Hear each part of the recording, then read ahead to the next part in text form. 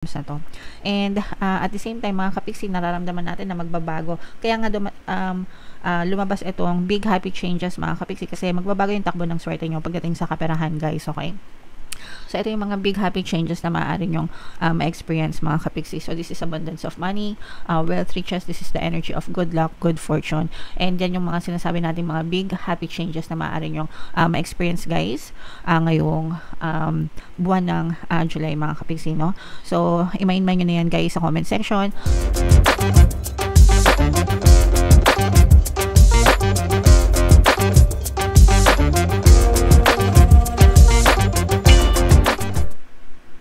Hello guys, hello Taurus, welcome back to Pinoy Pixie Tarot. Ang pamagat ng episode natin for tonight is monthly Taroscope para ngayong July, mga kapiksi, para sa Taurus, Sun, Moon, Rising Sign, and Venus. Sa dulo ng video, guys, magkakaroon tayo ng yes or no pick a card reading. Ito yung deck na gagamitin natin. Pwede kayo magtanong ng isang tanong answerable by yes or no, tapos titingnan natin yung sagot ng tarot sa inyo, guys. Sa dulo ng video yan, mga kapiksi, kaya make sure na tapusin nyo yung video hanggang sa dulo. And sa mga naghahanap, guys, sa mga pampaswerte na lucky charms, lucky bracelet, may mga items na makikita kayo, guys, sa description box. Check nyo na lang yan mamaya after. Pwede nyo na rin i-check out kung gusto nyo. So, ito yung ating mga angel messages para sa inyo. Mga kapiksi, mayroon tayong let go message, guys, no? Matuto tayong mag-let go. Matuto tayong magpatawad, mga kapiksi. Matuto tayong mag-move on, no? Kasi hindi natin deserve na masaktan, guys, ng paulit-ulit dahil lang sa mga issue, sa mga problema ng nakaraan, guys. Tapos na yun, no? Kaya nga tayo merong kasabihang past has passed. Ibig sabihin, tapos na, nakaraan na. So, wag na nating ulit-ulitin pa sa isip natin yung mga suffering, yung sakit, mga kapiksi, kasi the more na ginagawa natin yon, the more na tayong nasasaktan and the more tayong na-stuck sa nakaraan, mga kapiksi. And hindi natin deserve yun, guys, no? Deserve natin ng masayang buhay, deserve natin ng pagmamahal, deserve natin ng kalinga, deserve natin na maging masaya sa buhay na to. So, stop hurting yourself, no? Tayo na lang yung kapag hindi tayo nagle-let go, hindi tayo nag-move on, mga kapiksi, tayo na lang yung nananakit sa sarili natin. So, let go, guys. You deserve more than that, okay? And maging ready kayo, guys, dito sa mga big, happy changes, no? So, mga magaganda, kailangan receptive kayo, guys, no? Kung makikita nyo yung kamay niya, nakaganon, nakasalo, no? So, ibig sabihin na nakaganyan, ready. Ready tumanggap, mga kapiksi. So, maging handa kayo, guys, sa pagtanggap ng mga malalaki at magagandang pagbabago. Pero, syempre, guys, kayo din yung magbabago bago nyo ito ma-experience, no? Hindi magbabago yung buhay nyo, guys, hanggang wala kayong binabago sa sarili nyo, especially sa pattern nyo. Pattern of thoughts, yung mga habits nyo, mga routine nyo, guys. Kapag araw-araw ganun yung habits nyo, ganun yung ginagawa nyo, kung ano yung resulta na meron kayo ngayon, bukas, sa makalawa, sa isang araw, sa isang linggo, sa isang buwan, ganyan pa rin yung buhay nyo, okay? Pero if you start making the change now, change sa thoughts nyo, change sa habits nyo, change sa patterns nyo, change sa ugali nyo, lahat, mga kapiksi, unti-unti yan magbabago. Bukas, sa isang araw, sa isang linggo, sa isang buwan, unti-unti nyo makikita yung pagbabago. So, it's a gradual process, guys. Okay? So, kailangan magkaroon kayo ng disiplina para magbago yung buhay nyo, mga kapiksi.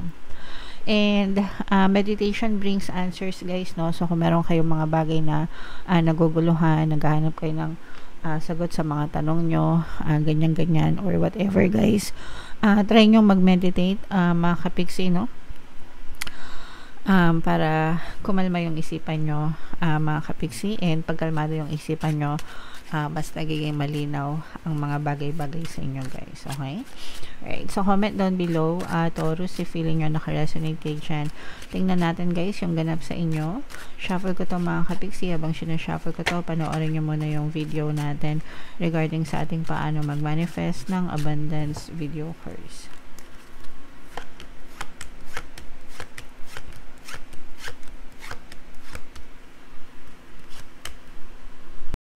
Kapiksi, sawa ka na ba sa mga struggles at hirap sa buhay mo? Masipag ka ba at masikap sa buhay ngunit hindi ka pa rin umaasenso? Ilang beses ka na bang nag-attempt ng negosyo at mag-invest pero palagi ka pa rin nalulugi? Sa pagkakataon na ito ay maaaring may subconscious beliefs ka na nagiging balakid sa iyong pag-unlad at pagyaman. Introducing, paano mag-manifest ng abundance video course. Dito ay matututunan mong ma-overcome ang mga balakid mo para tuluyan ka ng umunlad, umasenso, sumagana, maging matagumpay, successful at maswerte sa iyong kabuhayan, pera, trabaho, negosyo, salapi at kaperahan ng bonggang-bongga. Dali, mag-send na ng email sa pinoypixie@gmail.com at simulan na ang iyong pagyaman ngayon. Eto guys, so sa lahat ng gusto mag-avail ng course guys, naka-flash sa screen nyo. Una, meron tayong paano mag-manifest ng abundance video course. Meron din tayong paano mawala ang third party at magkaroon ng harmonious na relationship. And meron din tayong paano pabalikin si ex-revised breakup. So sa mga interesado guys, mag-send lang kayo ng email sa pinoypixie@gmail.com. So, Taurus guys, kayo ay na-represent ng Queen of Coins sa ating spread. Latag natin yung spread nyo, mga kapixie. And again, no, wow, sa mga naghahanap guys, sa mga pampaswerte na lucky charms, lucky bracelet, mga kapixie, no, check nyo yung mga items sa description box, mga kapixie. Pwede nyo na rin i-check out kung gusto nyo guys, okay? Alright. So, ito guys, meron ditong another presence ng another earth signs, Capricorn, Taurus, Virgo. For some of you, maaari may earth element kayo sa inyong natal chart or you may be dealing with another earth sign, mga kapixie. So, napawawa ko guys kasi ang ganda ng mga mensahe para sa inyo. For some of you guys, yung iba sa inyo, may mga namumroblema sa inyo sa kaperahan, no? Ibig sabihin, you may be facing some kind of financial losses o kaya naman mga financial struggles. Ibig sabihin yung iba sa inyo pwedeng namamroblema sa pera, pero dadating yung mga solusyon, mga kapixie, no, sa mga problema nyo sa kaperahan. For some of you, kung parang kung meron kayong mga hinahanap na solusyon, dadating talaga yung solusyon, mga kapixie. And for some of you, maaaring may good news na dumating sa inyo pagdating sa kaperahan. And itong good news na to guys, maaaring ito yung maging problema sa mga solusyon. Baliktad. Maaaring ito yung maging solusyon sa mga money problems nyo, mga kapixie. And for some of you guys, maaaring meron talagang magbigay ng tulong sa inyo, no guys, or pwedeng kayo mismo yung tumutulong sa sarili nyo para malampasan nyo itong mga financial problems na to. And at the same time, mga kapixie, nararamdaman natin na magbabago. Kaya nga lumabas itong big happy changes, mga kapixie, kasi magbabago yung takbo ng swerte nyo pagdating sa kaperahan guys, okay? So, ito yung mga big happy changes na maaari nyong ma-experience, mga kapixie. So, this is abundance of money, wealth, riches. This is the energy of good luck, good fortune. And yan yung mga sinasabi natin, mga big happy changes na maaari nyong ma-experience, guys, ngayong buwan ng July, mga kapixie, no? So, i-mind nyo na yan, guys, sa comment section.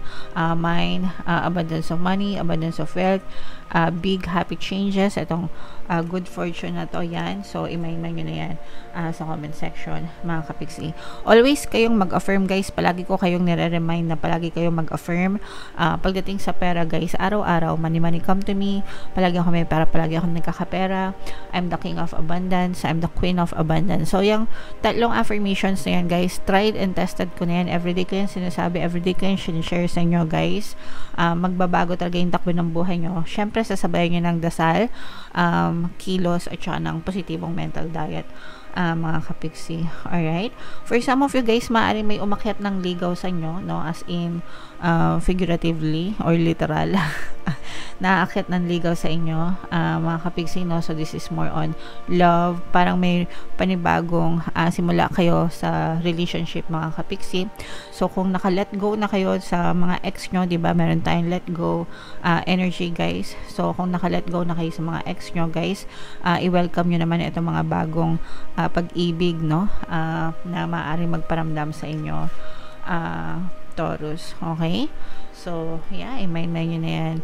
Bagong relationship, bagong specific person.